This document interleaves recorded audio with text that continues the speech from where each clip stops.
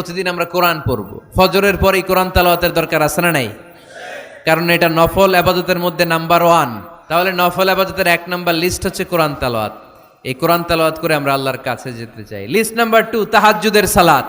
রব্বুল আলামিন বলেন, ওমিনাল লাইলি ফাতাহাজ্জাদ বিহি নাফিলাতান লাকা আসা আন ইয়াবআসাকা মাকামান মাহমুদা। রাত্রিবেলায় যে ব্যক্তি তাহাজ্জুদের সালাত আদায় করবে তার মর্যাদা বাড়িয়ে দেয় কে? আল্লাহর নৈকট্য পাওয়ার 3 নম্বর নফল ইবাদত হচ্ছে দোয়া করা। কি করা? দোয়া করতে রাজি আছেন তো সবাই? দোয়া কিন্তু অনেক পাওয়ারফুল। আর দোয়া মুখুল ইবাদা, দোয়া হচ্ছে ইবাদতের নির্যাস।